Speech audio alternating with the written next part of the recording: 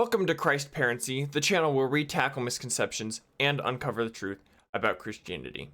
So, in one of my recent videos, I went over the different forms of soteriology, and a few of you guys noticed that I missed out on Molinism.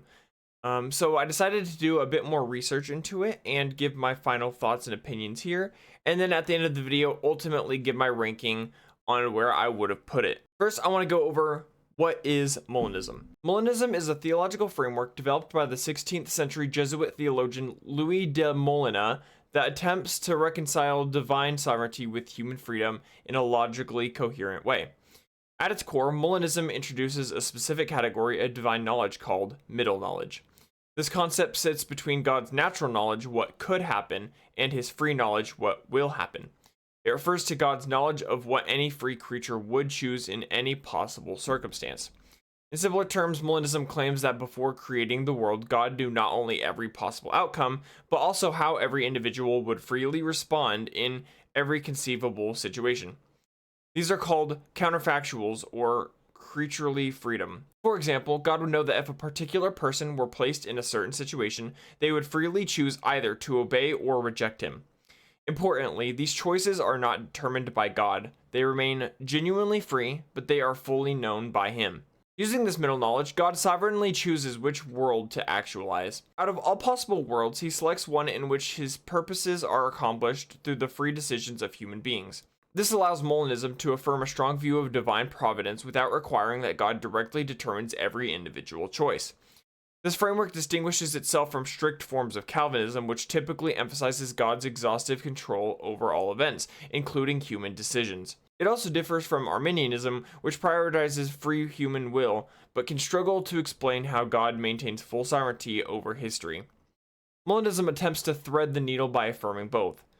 God remains fully sovereign because he chooses the world, while humans remain responsible because their choices are not coerced. God predestines outcomes by choosing the world in which these outcomes occur, rather than by directly causing each individual decision. In this sense, predestination operates through divine selection rather than divine imposition. Philosophically, Molinism is attractive because it provides a structured explanation for how God can know future actions without determining them. It maintains that God's omniscience includes all possible and actual truths, including conditional truths about free choices. This avoids reducing human decisions to mere illusions while still grounding history in God's intentional design. So, first I'd like to go over what do I like about Molinism. What stands out most about Molinism is its commitment to preserving both divine sovereignty and genuine human freedom without collapsing either into the other. Many theological systems resolve the tension by weakening one side. Determinism secures sovereignty at the expense of libertarian freedom, while libertarian frameworks often secure freedom at the expense of strong providential control. Molinism attempts a structured middle position that treats both claims as simultaneously true in a logical ordered way rather than forcing a trade-off. First, Molinism offers a precise framework for understanding divine omniscience. Instead of treating omniscience as a single undifferentiated property, it distinguishes between logical moments of knowledge. Natural knowledge, what could happen given all possibilities. Middle knowledge, what free creatures would do in any possible circumstance. And free knowledge, what will actually happen given God's creative decree.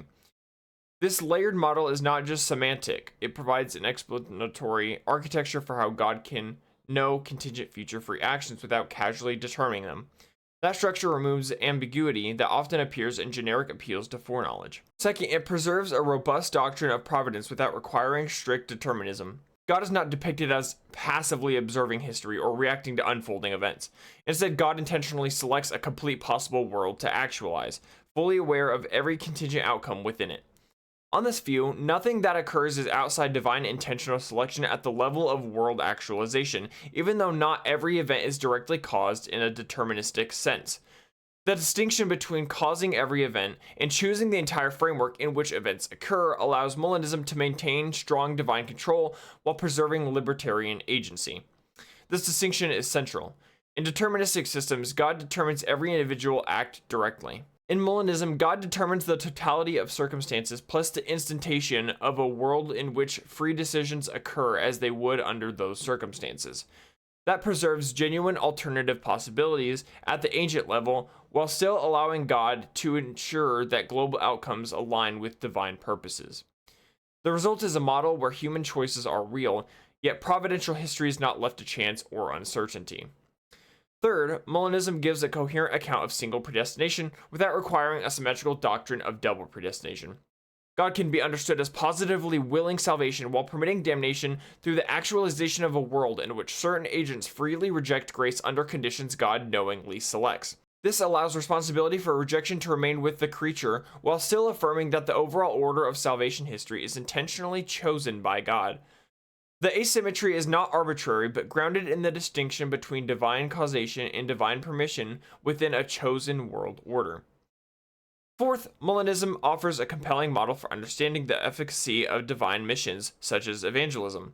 It explains how proclamation can be both necessary and guaranteed to achieve divine ends without implying coercion or deterministic override of the will. God can actualize a world in which specific individuals freely respond to the gospel upon hearing it, ensuring that evangelistic efforts are never ultimately futile. This preserves the significance of human participation while grounding its success in divine providential planning rather than probabilistic uncertainty. Fifth, Molinism addresses structural explanatory gaps present in both classical Calvinism and Arminian systems. Deterministic frameworks often struggle to articulate how moral responsibility is preserved if every action is causally necessitated. Pure libertarian frameworks often struggle to explain how God can guarantee specific outcomes if choices are not determined by prior conditions. Molinism introduces middle knowledge as a mediating explanatory mechanism. God's decree operates with its exhaustive knowledge of what any free creature would do in any given circumstance, thereby bridging foreknowledge and providence without collapsing either into contradiction. Sixth, the system aligns well with a preference for formal coherence and analytic clarity. It treats theological claims as a structured model with defined relations rather than as loosely connected affirmations. This makes it especially resilient in philosophical debate, where ambiguity tends to generate instability under scrutiny. By explicitly separating logical categories of divine knowledge and temporal ordering of decrees, Molinism reduces equivocation and forces precise specification of claims about necessity, contingency, and freedom. Finally, Molinism provides a more refined vocabulary for describing divine governance of history. Instead of relying on general assertions such as God is in control, it specifies the mechanism of control. God selects an entire possible world from a logically ordered set of feasible worlds, each fully mapped in terms of counterfactual free decisions. Divine sovereignty is thus exercised not by micro-determining every act, but by sovereignly choosing the entire counterfactual structure that guarantees a specific historical outcome. This is a stronger and more precise claim than simple foreknowledge and avoids the bluntness of strict determinism. The overall appeal of Molinism lies in its attempt to integrate logical rigor with theological commitments that are often held in tension. It does not eliminate mystery, but it constrains it. Explanatory limits are acknowledged without abandoning systematic analysis. The result is a framework that prioritizes structured compatibility over intuition-driven resolution, offering a model of divine knowledge and providence that is both formally articulated and explanatorily ambitious. After having said all that, what do I not like about Molinism? The core issue with Molinism is not surface level incoherence, but the fact that it depends on several philosophically heavy assumptions that remain highly disputed, especially libertarian free will and the truth conditions of counterfactuals of creaturely freedom. Once those foundations are questioned, Molinism can look less like a necessary synthesis and more like an added explanatory layer introduced to preserve a particular view of freedom while trying to protect strong divine providence. The first major difficulty is the grounding problem for middle knowledge. Molinism claims that propositions of the form if person X were placed in circumstance C, they would freely choose A, have determinate truth values prior to God's creative decree. The challenge is identifying what makes these statements true. If they are true independently of God's will, then there appears to be a class of modal facts about non-actualized free actions that are not grounded in God's decree, God's nature, or any actual causal structure. That creates a metaphysical concern. Truth conditions exist for what free agents would do in purely hypothetical scenarios, even though those scenarios never obtain and are not causally fixed by anything concrete. If instead these counterfactuals are grounded in something like agent dispositions, character traits, or psychological structure, then the system starts to move closer to a form of compatibilism or soft determinism. In that case, choices are no longer libertarianly free in the strict sense because they become explicable in terms of prior internal states that make one outcome more likely or effectively determined. Molinism, however, is explicitly trying to preserve the idea that a person could have done otherwise under identical conditions. That creates a tension. Either the truth of counterfactuals is grounded in something that undermines libertarian freedom, or it is ungrounded in a way that introduces brute modal facts. Either option carries significant philosophical cost. Second, Molinism inherits the full burden of defending libertarian free will, which is itself one of the most contested positions in philosophy of action. On libertarian accounts, genuine freedom requires that an agent could have chosen otherwise in exactly the same conditions with no determining prior causes. But this raises a persistent explanatory tension.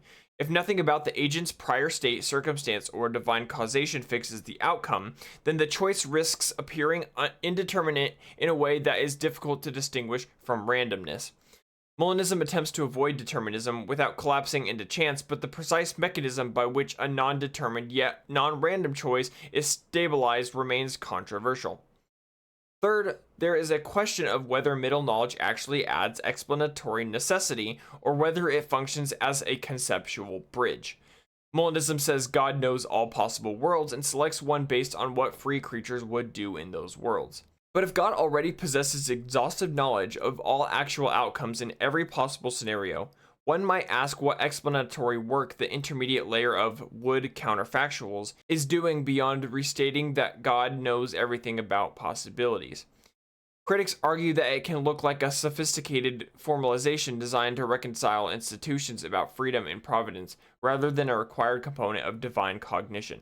Fourth, Molinism raises concerns about the structure of divine sovereignty. Even though God is said to remain fully sovereign by choosing which world to actualize, his decree is partly conditioned by truths he does not determine, namely the truth values of counterfactuals of free creaturely action. This introduces an asymmetry in divine authority. God is omniscient with respect to those truths, but not their source. As a result, God's creative choice is constrained by a fixed model landscape of would choices that exist logically prior to his decree. Even if this does not meaningfully reduce God's power, it does raise philosophical questions about whether sovereignty is best understood as unconditional determination or selection within an independently structured space of possibilities. Fifth, Molinism creates interpretive pressure in cases involving moral evil and salvation. If God chooses a world based on his knowledge of how agents would freely respond in various circumstances, then it allows that certain individuals are placed in conditions where God knows they will freely reject him.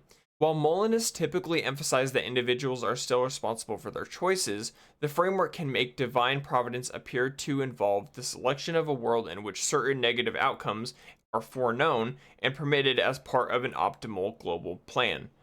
This can generate discomfort, not necessarily as a logical contradiction, but as tension in how divine goodness and universal salvific will are understood. Finally, there is a broader issue of theoretical economy. Molinism introduces a sophisticated mechanism, middle knowledge, to resolve a conflict between providence and libertarian freedom. However, if one is not already committed to libertarian freedom, or if one finds compatibilist accounts of freedom accountable, then the motivation for this additional metaphysical layer weakens significantly. In such frameworks, God's sovereignty and foreknowledge can be preserved without positing truth-bearing counterfactuals of free will that exist independently of divine determination. In conclusion, Molinism's primary strength lies in its attempt to preserve a non-trivial conception of divine sovereignty while maintaining libertarian human freedom. By introducing a structured account of divine condition, divided into natural, middle, and free knowledge, it offers a highly articulated model for how God can be omniscient without collapsing creaturely agency into determinism. This framework provides explanatory leverage. It clarifies how God can govern history through world actualization rather than direct casual determination of every event, thereby sustaining both providential control and meaningful alternative possibilities at the level of human decision-making. However, this theoretical elegance comes at a cost. The system depends heavily on the coherence and truth status of counterfactuals of creaturely freedom, which remain philosophically contentious. The grounding problem raises a significant metaphysical concern. It's unclear what makes these counterfactuals true if they are not grounded in divine decree, actual states of affairs, or deterministic causal structures. This creates pressure either towards compatibilist interpretations of human agency or towards acceptance of brute modal facts, both of which introduce their own theoretical difficulties. Additionally, Molinism inherits the unresolved tension within libertarian free will theory itself, particularly the challenge of distinguishing non-determined choices from randomness. While it avoids straightforward determinism, it does not fully resolve how undetermined decisions remain robustly agentive rather than indeterminate. This limits its explanatory closure. Despite these concerns, Molinism remains a powerful synthetic model. It is particularly attractive for those who prioritize formal coherence and wish to avoid both strict determinism and an open-ended indeterministic providence. Yet its success depends less on internal consistency, which it largely maintains, and more on the defensibility of its underlying metaphysical commitments. Ultimately, Molinism functions best as a high-precision conditional framework. If libertarian freedom and non-grounded counterfactuals are granted, it provides an exceptionally structured account of divine providence. Without those commitments, however, its necessity and parsimony become significantly less compelling. In terms of where I would have ranked this on the tier list, I would have probably put this solidly in tier C. I think it is a very solid theory in terms of trying to balance out things, but I ultimately don't think it's true. Not necessarily in any sense of the word, but I do not personally recommend anyone subscribe to this idea of salvation. But there we go. That is my entire opinion on Molinism. If you enjoyed this form of video, please do let me know. If you want to see me make more forms of videos deep diving into different views of salvations or deep diving into anything else, please do let me know. I would be happy to read your comments and maybe even make it into a video. With all that being said, I hope you guys enjoyed it and have a very God bless day.